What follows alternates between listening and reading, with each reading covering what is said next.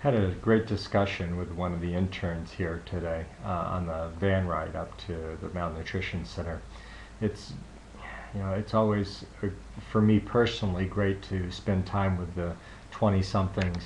She's just graduated from school, doesn't know what she wants to do next, and to be able to talk to her about life, the universe, Harry Potter, the Twilight series, A.W. Tozer, My Utmost for as High as Oswald Chambers, uh, predestination versus free will, and on and on and on. And we just talked and talked about God's purpose in our life. And my favorite age group is still 17 to 25. I love to see the thought process or the lack of thought process sometimes, and how they struggle with decisions, and how they go from knowing that they know everything when they're 17 and 18 to being very unsteady and unsure in the world at 24, 25.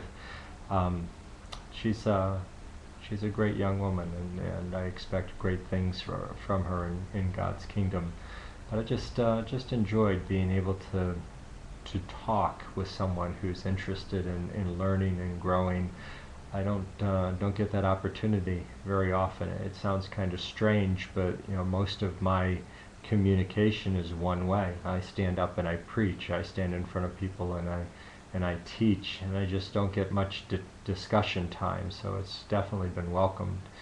Matt and is around, and we get to have those discussions. Sometimes David was big, but now he's off at seminary, so don't get those discussions much anymore, but it was good to have that this week. So the ministry that goes on is not just to the children in the malnutrition center or the people for whom we build homes, but we also minister to each other.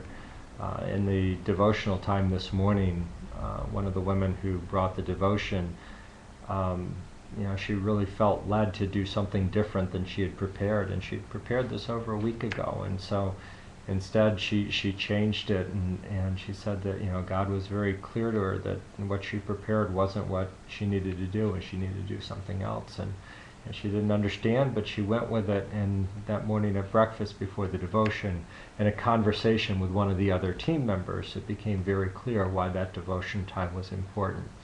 And that type of thing happens continually, where people are struggling with something and they find a team member from another church that has some experience or some wisdom in that. And so it's a great time of fellowship, a great time of growth for all of us.